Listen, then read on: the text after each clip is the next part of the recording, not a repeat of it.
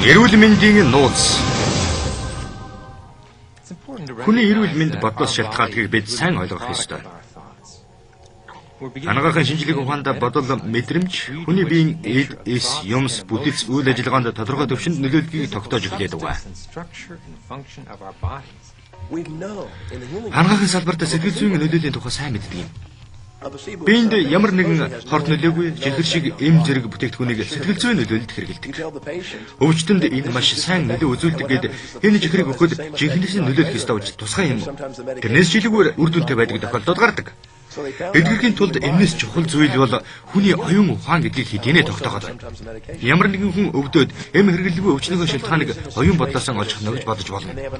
Гэхдээ хүнд өвчтэй бол бодох явцдаа эмээ ууж байх нь зөвлөдөө эмийг үгүйсгэж болохгүй. Хүн эдгэрэх бүх аргыг хэрэглэж болно.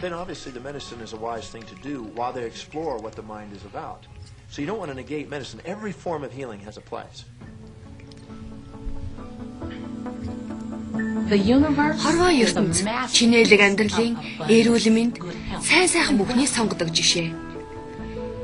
Орчлонгийн энэ бүх хэлбэг дэлбэг байдал тэмүүлвэл та гайхамшиг, баяр хөөр, жаргал цэнгэлийг үзэж чадах юм. Хорвоо ертөнц тань зориулан бэлдсэн хамаг сайн сайхан бүхнийг та хүртэнэ. Эрүүл саруул байдал, хэд баялаг, амар амгаланг мэдэрч чадна. Та сөрөг бодол санаатай болж өөрийгөө орчлонгоос хязгаарлах юм бол та 50 бос байдал, тавгүйтэй өвчин зовлонг мэдэрнэ. Амьдралын өдөр бүхэн зовлонгоор дүүрэн санагдах болно. Үхэл түргэх аюултай өвчтэй хүмүүсийг та мэддэг байх. Өвчин гэдэг энэ үгийг энэ тухай бодохоо бол энэ үгийг үгийн сангасан аваад хайж таны бие өвдөх нь хамгийн амар зүйл биш. Хүнд олон мянган төрлийн өвчин орш байдаг. Ингээнээр хэлбэл энэ бол биеийн чинь сударсан хэсэг. Эдгээр өвчнүүд бүгд нэг зүйлээс болж үүсдэг юм. Сэтгэлийн дарамтаас. Та сэтгэлийн дарамтанд орвол тэр чинь таны биеийн эдис бүтцэд нэвтэрч нэг биеийн чинь нэг газар гэмтэнэ. Ямар нэгэн юм тэнцвэрээ алдаж эхэлж байгааг анхааруулах зорилгоор бидний бие махбод өвчнөө гаргаж ирдэг юм. Бидэнд хайр дутагдж байна. Бидэнд талархал дутагдж байна гэдгийг итгэлж байдаг. Биеийн элдв өөрчлөлт шин чимдэг бол хайгаад байх зүйл биш. Хүмүүсийн хамгийн их асуудал үзэл бол хүн өөрийн ариун сав, биедээ өвчин дуудсан эсвэл амьдралдаа таагүй байдал авчирсан бол зөв сэтгэхийн хүчээр бүхнийг засч чадах уу гэж асуудаг. Мэдээж чадна. 11 сарын 23-нд надад хөхний хавдар байгааг илрүүлсэн юм. Би сэтгэлийн тэнхээгээр өөрийгөө эдгэрсэн байна гэж бат итгэсэн. Өдөр бүр бүхэл өдрийн турш би эрүүл болсонд өөртөө баярлаа гэж өөртөө хэлж байлаа. Эрүүл болсонд өөртөө баярлаа. Сэтгэлдээ би өөрийгөө эдгэрсэн гэж бүрэн итгэсэн юм. Миний биед ямар ч хавдар байхгүй гэж боддог болсон. Инкээс гадна үргэлж инээж байхын тулд би гэр бүлийнхээ хамт зөвхөн инээдмийн хөгжилтэй кино үздэг болсон юм. Өвчнөөс эдгэрхийн тулд том саад бол сэтгэлийн дарамт гэдгийг мэдэж байсан болохоор би сэтгэлийн дарамт гутрал олж ирэх сул зайг амьдралдаа гаргахгүй байхыг үргэлж хичээсэн. Ингээд энэ оншиг сонссон юм да. 11 сарын 23-наас хойш 3 сарын дараа би бүрэн эдгэрсэн байсан юм. Цацраг туяа химийн эмчилгээ хийлгэхгүйгээр эдгэрч чадсан юм. Was approximately 3 months. And that's without radiation and chemotherapy. Хүмүүс эдгэрэх үндсэн хөтөлбөртэй төрсөн. Өөрийгөө ангаах байна. Та өөрийгөө зүссэж эдгэрдэг. Нянгийн халдвар авсан ч биеийн дархлаач нь тэтгэр нянгуудаг устгадаг. Хүний дархлаа эдгэхийн тулд бий болсон юм.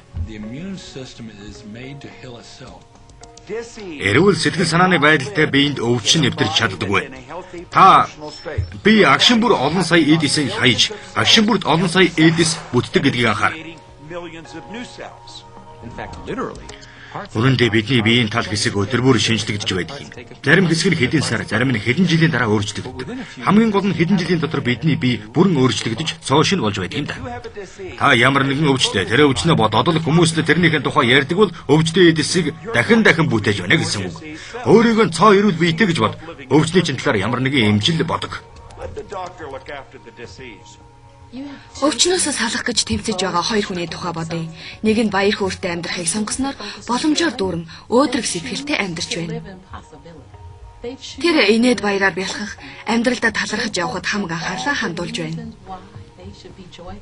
Харин яг ижилхэн өвчтөй, ижил оноштой хоёр дахь өвчтөн өвчин дээр хамаг анхаарлаа хандуулж эхэллээ. Өвчин зовлон гаслантай байдлын тухай л бодож байна. Хүн юу болохгүй байна? Юу нөвдөж байна? Яагаад өвдөж байгааг нь бодоод байвал өвчин нь улам хөндрүүлж байдаг. Өөрийгөө өвчтэй гэж бодохын оронд өөрийгөө эрүүл байна гэж бодож эхэлсэн цагт өвчин чинь эдгэх шатанд орно. Энэ бол татах хүчний хөл. Эрүүл сайхан бодлоод эрүүл бие махбодыг бий болгодог. Аз жаргалтай эрүүл сарвал бий. Сөрөг бодол сэтгэлийн дарамт биеийн болон тархины үйл ажиллагааг дараад явуулдгийг баталчихсан. Яагаад гэвэл бидний бодол мэдрэмж бидний биеийн бүтцийг өөрчилж, шинээр бүтээж зогслуулж байдаг. Биенээс хямралыг авчая.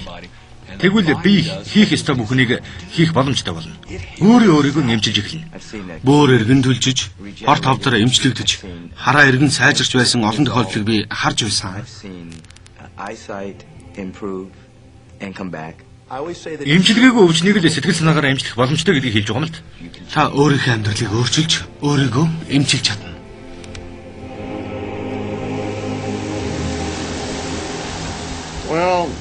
Миний амьдралыг бүрэн өөрчилсөн энэ явдал 1981 оны 3 сарын 31-нд болсон юм.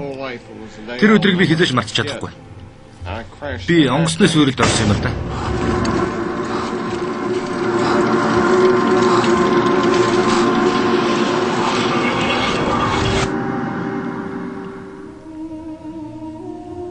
Ингээд би бүрэн мэдээ алдсан.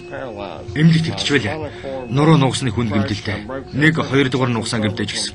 Хоолой гүйцэний булчин ажиллагаагүй болсон. Идэж ууж чадахгүй. Миний өрд цөмөрч амьсгалж чадахгүй болсон. Би ганцхан нүдэн цавчих чадaltaй байсан. Эмчнэр намайг үүрд ингээд ургамал шиг амтан үлднэ гэж хэлж байсан. Насан туршдаа нүдэл аниж нээхээс өөр юм чадахгүй ургамал. Гэхдээ эмчнэр ингэж бодож байсан байх л да. Харин би тэгж бодохгүй байлаа.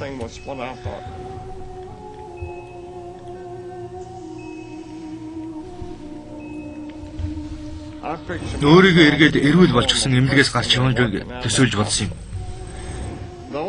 Энэ бүх хугацаанд өөрийнхөө оюун санаатай л ажиллах ёстой юм гэж мэдж байсан. Оюун санаа эрүүл байвал хинч байсан бүхнийг л хийж чадна гэж боддог.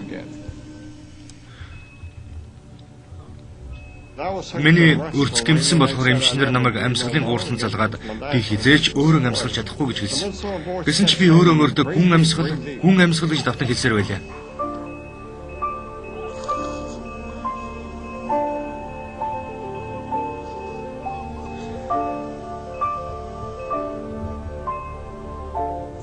Ингээд нэг өдөр би өөрөө амьсгалж чадсан. Эмчнэр юу ч хийх мэдэхгүй гайхсан. Тэр үед миний зорилго, миний төсөөлж байсан зүйлээс сарниулах ямар ч сөрөг юм болохыг өөртөө хориглосон.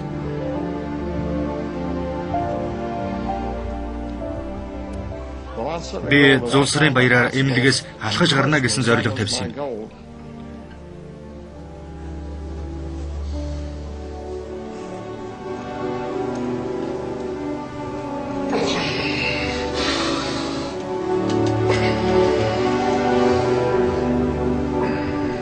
Эмчнэр ийм байдгүй гэж байсан ч гэсэн 8 сарын дараа би эмнэлгээс өөрөө алхан гарч чадсан юм да. Тэр өдрийг би хизээч мартахгүй.